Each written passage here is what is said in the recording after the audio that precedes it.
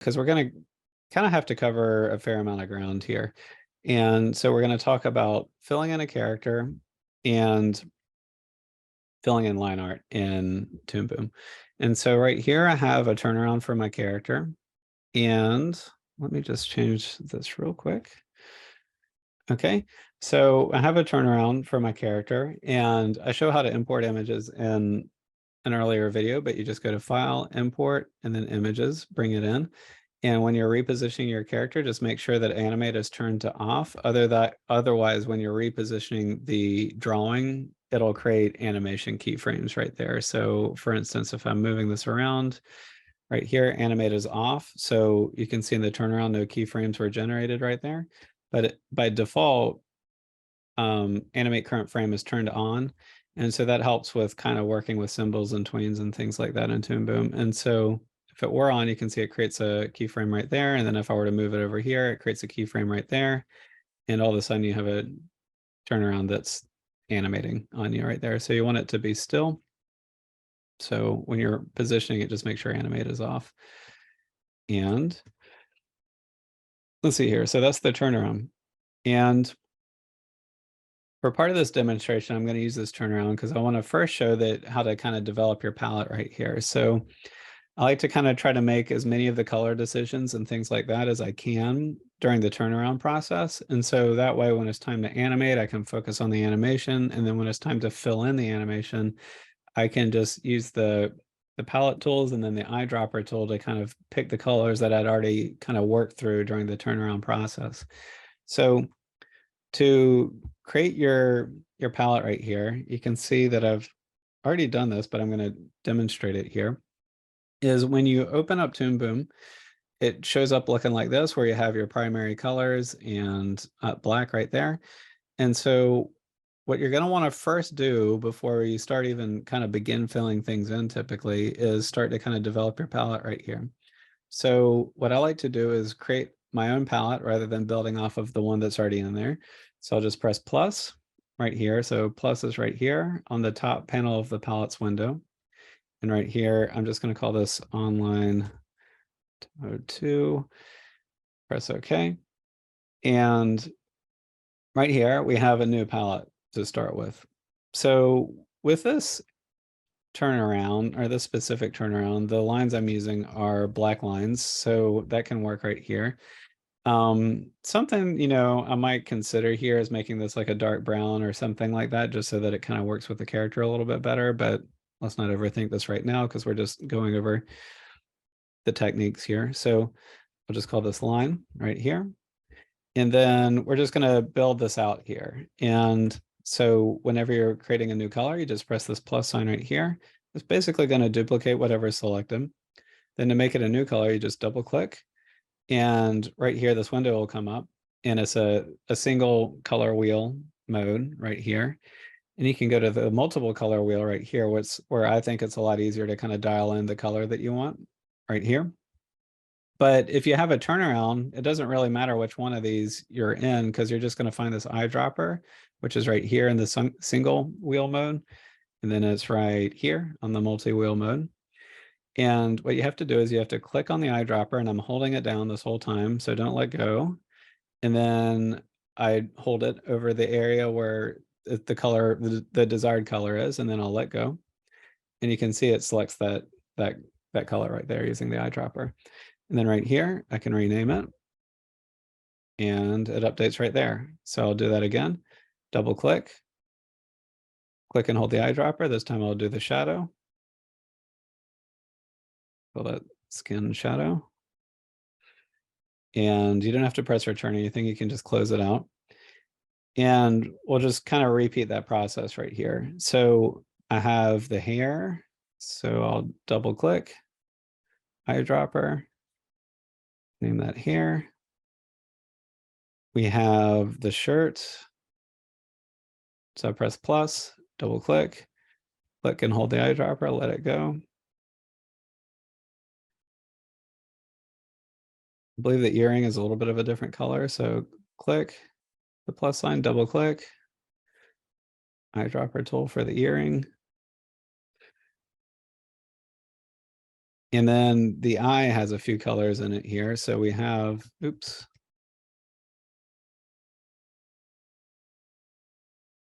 So I have this part of the eye right here. So I'll do that. And then there's an eye shadow right there. So I'm going to press plus, double click, eyedropper tool on that. And one thing that I think is an important note right here is with my characters, I like to, if you see this area of the eye right here, when I click and hold the eyedropper tool, you can see that it creates more of a light gray than a true white right there. So that's something to keep in mind. I think it typically looks better just to have like not a perfect white for your character's eyes. It depends on the style you're going for, but that's my general recommendation right there. And all right, so there might be a few colors. I think I actually got everything, but there might be a few more colors in there. But something that's really nice here is having it named. When I'm filling this in later, it's going to be easy to find this stuff. And also something that's nice here is even if your entire animation is finished and you've colored the whole thing in, if you decide at the very end of your animation, you have a character with red hair or something like that, and you decide, I want to give them blue hair. Let me kind of demonstrate this real quick. So I'll use the brush tool and let's make a new drawing layer just to show this real quick. And so you have a brush right here and I'm using the red hair right there. And so I have frame 1 right there.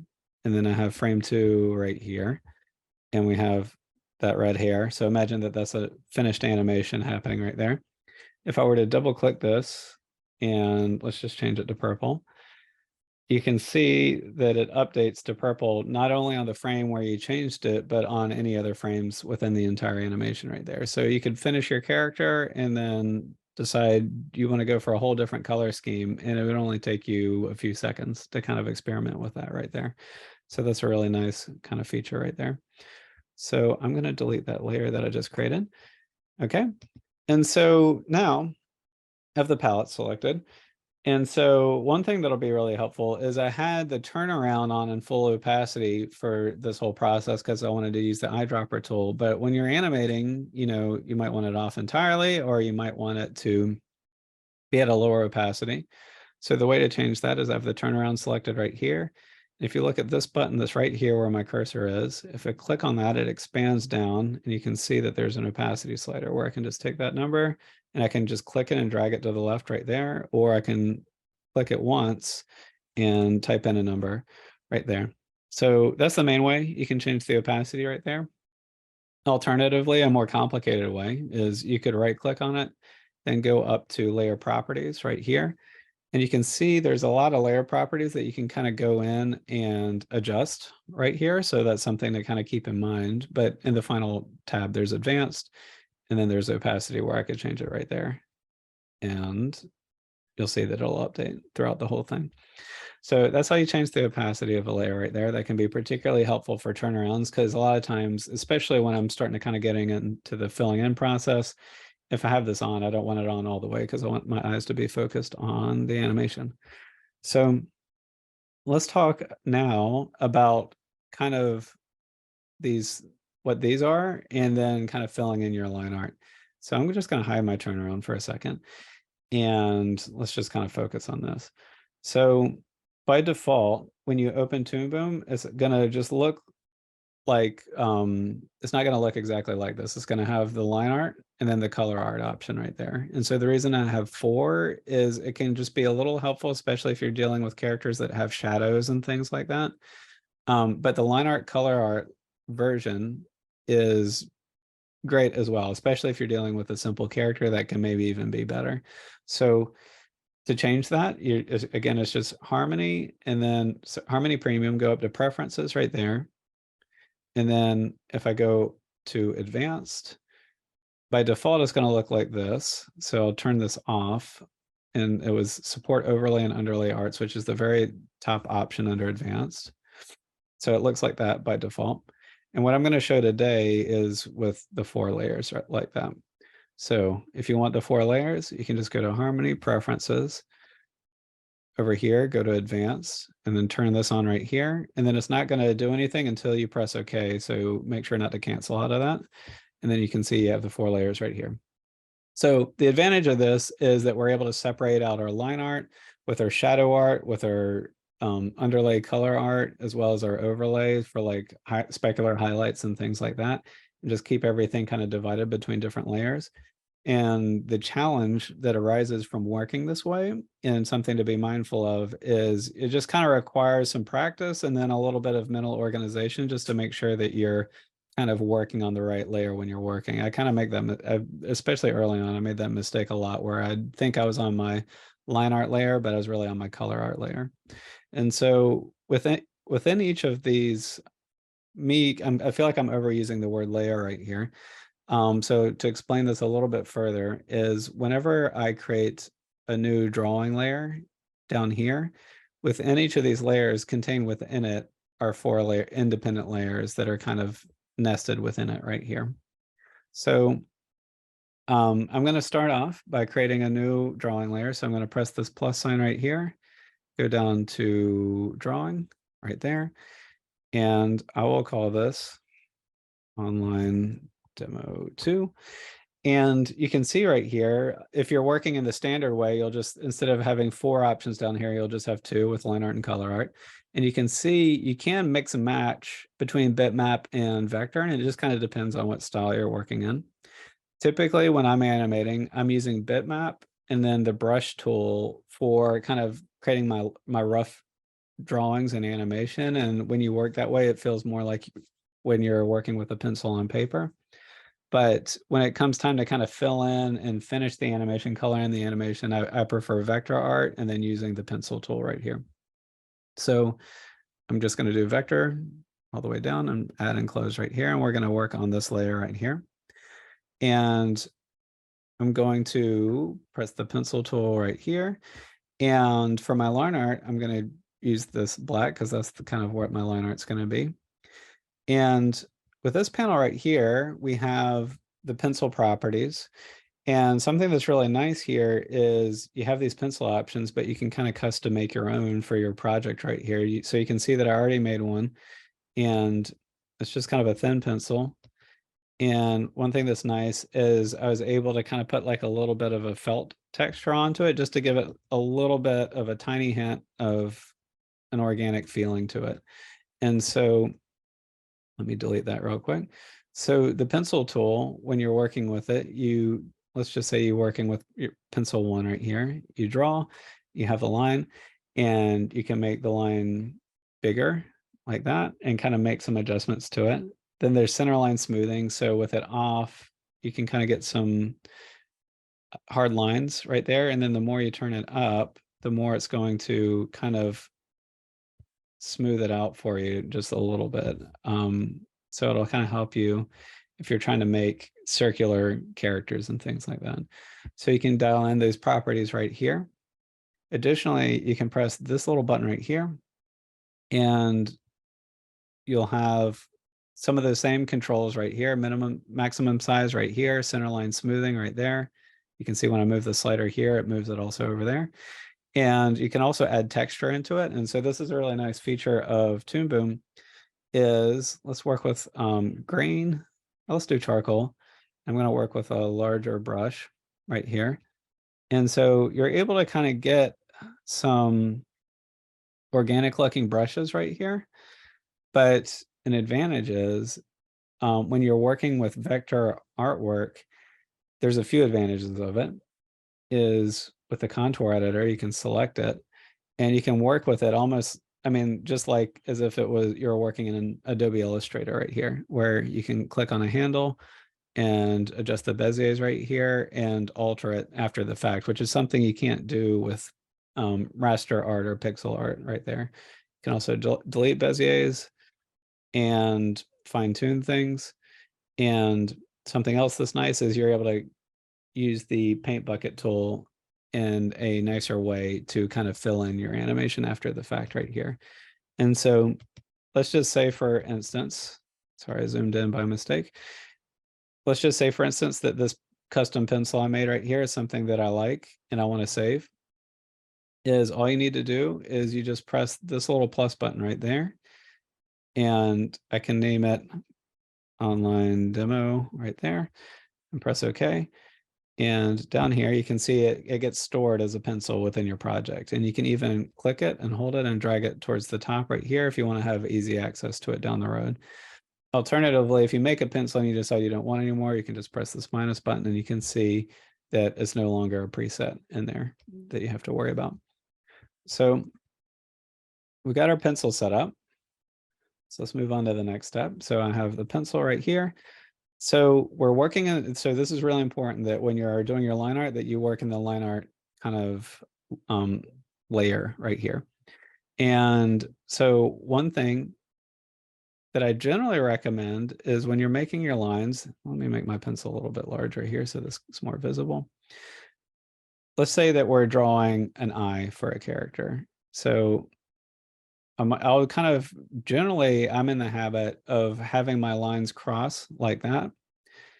And the reason for that is when it comes time to do cleanup right here, we have the cutter tool. So with the select tool, you can hold it down and then go to the cutter tool right there. And with a cutter tool, you can, oops, I did the wrong thing.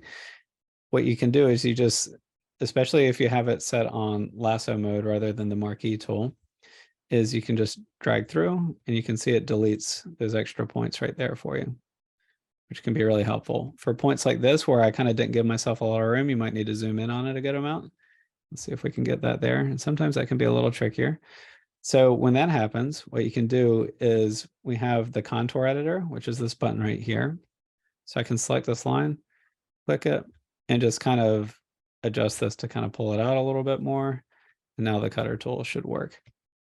So you can see right here with the cutter tool, it does a pretty nice job of kind of cleaning up your work.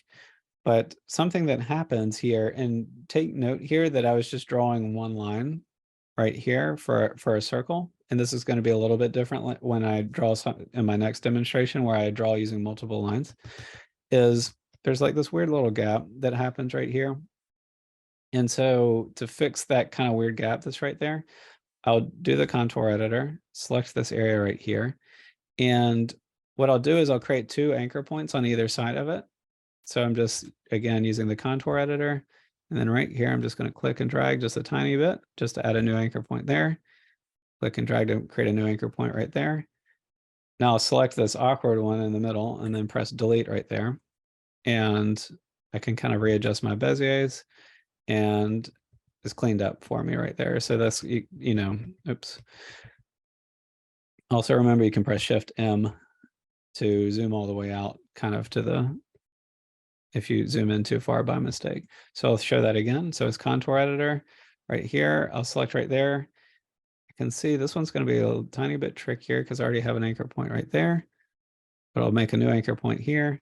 Select that one right there. Notice that I'm using the lasso tool to kind of select that region, press delete, and then use the Beziers to kind of clean it back up again right there to kind of get rid of those bumps. So that's if you draw it this way, where you're just having like one circle like that. Alternatively, let me just use the select tool. Oops. Let's say that you're drawing an eye using multiple lines right here. So this will be like the top of the eye. Then we'll do the side of the eye and then the bottom of the eye like this. Oops. And all right, sorry, using my Intuos and having a little trouble with the lines right there. Okay, so so it's 1, 2, 3 lines right there. And this is actually going to be easier when you do it this way. So I'm going to do the same thing where I do the cutter tool and just trim off the edges right there. And you can see it's creating those weird little bevels in these little regions right there. And so to fix this one, I'm going to just select all 3 lines right there. And then under the selection tool, whenever using the selection tool, these tool properties will show up. You're going to look for this button right here, which is called Merge Pencil Lines. And if I click it, keep your eye on these areas, these connecting areas that have the bevel in them. You see how it kind of cleans it up right there when I clicked it. And so that works really well for when you have multiple lines, but when I draw one circle like this, and then I do the cutter tool, you can see I have the awkward bevel right there, and then I do this, and then I do the merge lines, and it doesn't really do anything right there. So that's why I have to kind of go through that quick process where I add an anchor point, select there, delete, and then adjust the Beziers to kind of get rid of any kind of awkwardness that's happening right there. So hopefully that helps clarify that right there. And I'll do this right here as well. Let's just kind of make a full eye right here. So I have the inner eye, and I'll do the cutter tool right here. Okay. And for this, there's not really that weird bevel. Like those lines look clean when I zoom in on them. So I don't really need to kind of do that step for this part that where we're pressing this button right here. And so this is, now we're going to start talking about, oh, there's one more thing I want to, so next I was going to start talking more about filling in the color art in terms of the colors, but there's one more thing I want to talk about right here, which is, so far using the pencil tool, I've been talking about kind of creating overlapping lines and then using the cutter tool to slice that off right there and then clean it up from there, right? And something else I want to show right here is essentially what we need is, so we're going to kind of paint bucket into this. And if there are any gaps that happen right here, the paint bucket tool will kind of fill in the rest of your canvas right here. And so looking at your artwork right here, so I'm just going to do the paint bucket tool and do the skin tool. You can hypothetically just fill everything in on your line art layer right here, like that, right? But the problem with this is when you start to do onion skinning and stuff like that and kind of test your animation, it's going to be hard to see your own work a little bit. And so that's why I recommend kind of doing this across all these different layers right here. But the trick here is that we have this line art on the line art layer right here, but the overlay, the color, and then the underlay layers are all empty right now. And so what we need to do is we need to select the line art right here with, sorry, I need to have the line art layer selected, and I'll select that. And what I need to do is I need to take this line information, so and take it down into the color art layer right there. And so that's called the stroke right there. And so you can see the stroke if you press, so K is the shortcut so that you can see the stroke, and the stroke will show up as a blue line in here. So if you zoom in, oops, I zoomed in one too far. You can see that blue line right there. And so that's the blue, that blue line is kind of the information that Toon Boom uses to let you know that the paint bucket tool will kind of fill in that area right there. So what we want to do, and again, K is the shortcut to hide the visibility or turn it back on again right there. K is in Kellogg's. And what we need to do is, with it selected, and I'm going to do my main selection tool right here, is to get that stroke information onto your color art layer right here. You need to select it and then press this button right here under this, with the selection tool selected under the tool properties, and it's create color art from line art right there. And it's a good little icon. You can see that we have the gray line and then the arrow is pointing down to the blue line right there. And you can see that this stroke shows up as blue right there. So it's a pretty good indication right here. So I'm going to click it right here. And then when I go to the color art, that kind of blue line information gets copied into it. So let me just press edit undo. So I'll press edit undo a few times. And so prior, if I did the paint bucket tool on the color art, it doesn't work. It doesn't, I'm pressing the paint bucket tool and it's not doing anything. But if I do that step that I was just talking about right here, where I select the strokes or the line art in the line art layer, and then I press this button right here, it's going to copy that stroke information onto the color art layer. And so now when I do the paint bucket tool in the color art layer, it's going to carry that information into there. And so one way you can work is, let me expand this a little bit so that we can see what we're doing just a little bit better, is we can fill in the colors just right here on the color art layer, and that's usually what I would recommend. So paint bucket tool, you know, and then paint bucket tool, and then we have an eye that's filled in right there.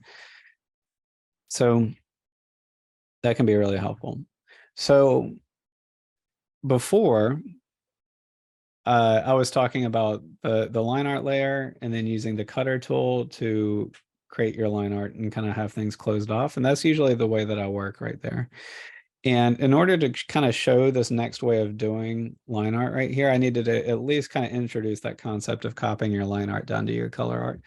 And so right here, I'm just going to show one more technique with the kind of creating your line art right here. So I have my same pencil tool right here. And one thing you can do is just make sure that this button right here is turned on. And so that button, if I hover my cursor over it, is called auto close gap. And so what that's going to do is, so I have K pressed on my keyboard so you can see the stroke that's happening with the line art, and I'm on the line art layer right here. So I have this button pressed right now. And if you see right here, I have that blue line, and instead of having it overlapping like that, I'm just going to give it a little bit of a gap right here, then a little bit of a gap right here. And you can see, as long as that gap isn't too big, as long as you have this button pressed right here, it bridges that gap for you right there. And so now, if I were to select that line art right there, copy it down to my color art layer, and then do the paint bucket tool, it fills in right there. But if that button isn't turned on, so let me go back to my pencil, turn that button off, and I have K pressed, or K is engaged, so you can see that the stroke underneath. When I have a gap right there, it's not filling it in. And so if I were to do the paint bucket tool in there, it would either fill in my entire project or not fill in at all. Most likely it would not fill in it at all right there. So that's another way that you can kind of, so you have the option to use the cutter tool and draw like this and cut it off this way. Or you can make sure that when you're using the pencil tool that this button is engaged right there. And it won't close huge gaps right here, but you can see, so right here, it won't close like a gap like that, but you can see it will close kind of some of these smaller gaps like right there. So those are kind of your two main options right there in terms of creating your line art. And so let's talk about a little bit more about, oops, you see I lost track and I was doing that all on my color art layer. So that's an example of what I was saying before, where you need to kind of keep track of what layer you're on right here. So let's talk about the final step right here, which is filling in your colors. And for a character like this, I might like to have shadows right here. So we have two options in terms of how you can proceed right here. I can have all of my colors, including shadows and things like that, go into this color art layer like this. So that's going to be the first thing that I show. Alternatively, we could kind of use all three of these layers for the color art. And then again, for this overlay, again, I just use this for like the specular highlights, you know, like the white highlight you might see in the eye or something like that. And kind of, I just leave this layer for that kind of thing right there. So I'm going to mostly gloss over that one. So I'm going to show the first way first, naturally, which is line art and then all the color and the color art right here.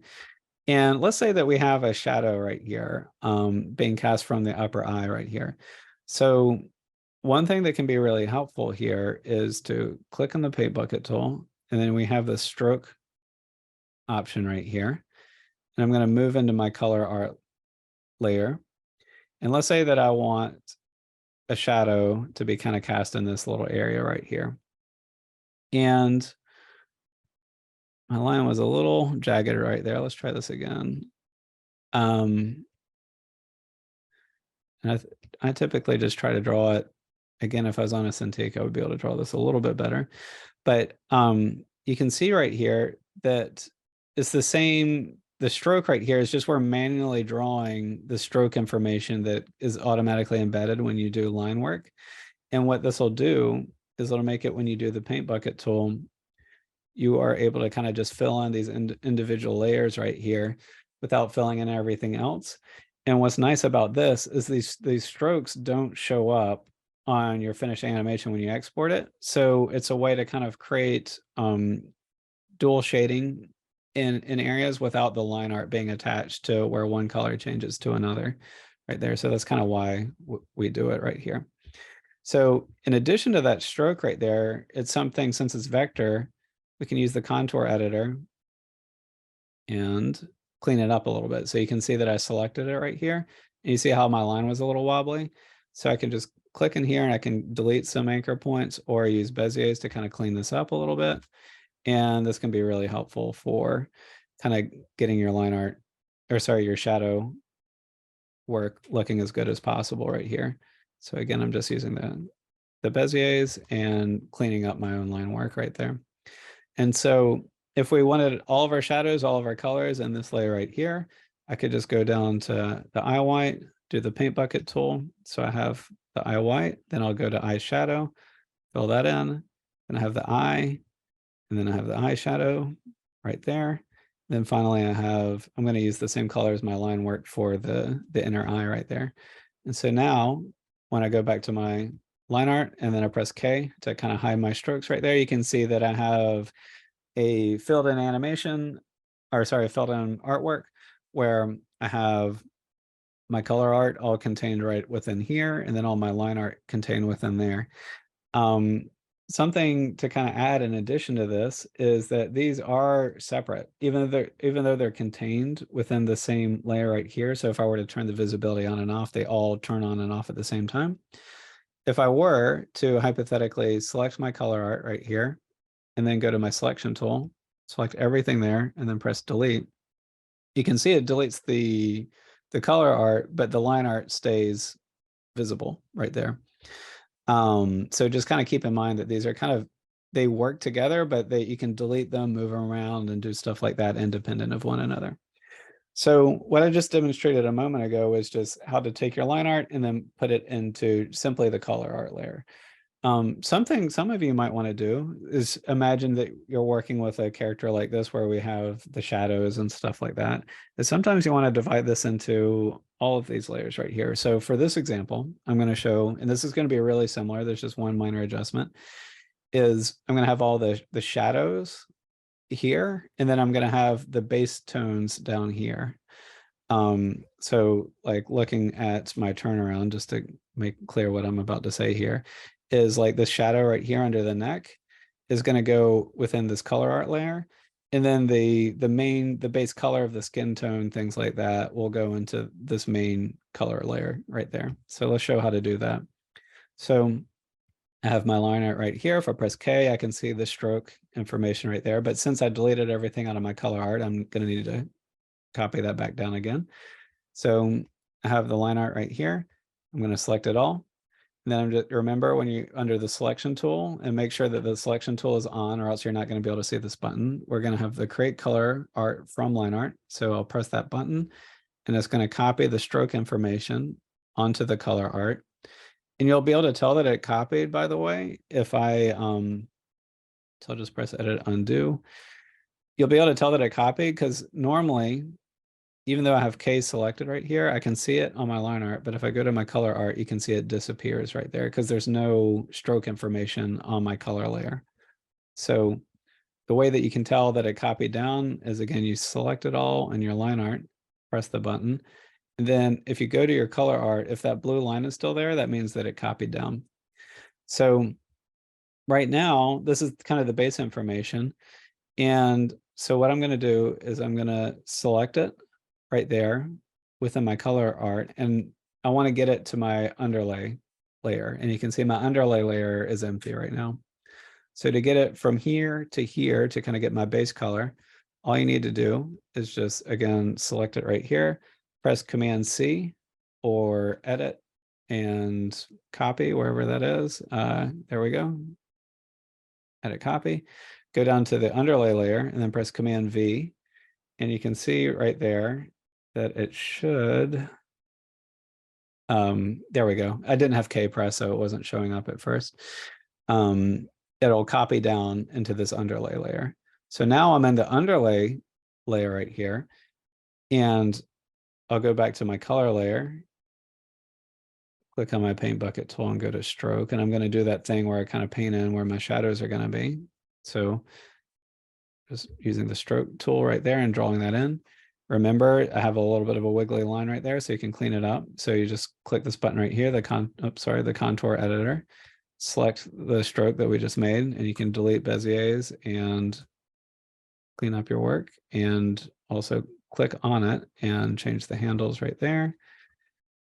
And there we go. So I won't get it totally perfect, but you can see it's drawn in right there. And so now, and this will require like extra organization on your part. So, most of the time I would suggest trying to kind of use the system I was showing before, but this will give you a little more control too, especially if you're organized and kind of comfortable with the process here. So now on the underlay layer right here, under the eye white, I'll click on this and go back to my paint bucket tool. I'll just fill this in with my main colors right here. And then now on the color art layer, I'll just kind of have my shadows devoted to this layer right here. So I'll find my eyeshadow right there, and then the eye white shadow, and then the eyeshadow right there. And then when I go back to my line art, you can see, and then I press K to hide my strokes, you can see I was able to get the same result right here. And so that's kind of why we have this layer information right here. And again, you can kind of just use the 4-layer system. You can, yeah, just whatever method is best for you. I do suggest not painting in your colors in the line art layer, though. It can just kind of cause some hairiness for you in the process right here. And so as a final thing right here, I'm going to show how I use the overlay layer. So I'm just going to click on the overlay layer. And I might even use like the brush tool for this. And I might need to create like a true white color for this for the specular highlight. So I'll just call it spec. And let's just use a solid brush right here. And so for the overlay, I might need a bigger brush, but kind of create a specular highlight, something like that for inside the eye right there. And at least the way I use it, usually my overlay layer is just kind of little stuff like that I want to add on top of the animation and have separate. And again, an advantage of this, having on a separate layer like this, is there's been times where I've had an animation going and the specular highlight was just like jumping around a little bit too much, or maybe I tried to have like 2 in here or something, and I wanted it to be 1. It's really easy, since it's on its own separate layer, just to use the select tool and delete one and not have to worry about, deleting all of your other stuff or kind of juggling that other stuff. So again, kind of the advantage of having this stuff divided right here is you just have further editability down the road right here. So same thing, like right now the shadows are separated from the underlying colors. Is if I decided I just really don't like these shadows anymore, just, oh, it's gone, but I haven't lost, the base color right there. So those are some of the reasons that you can kind of fill it in that way.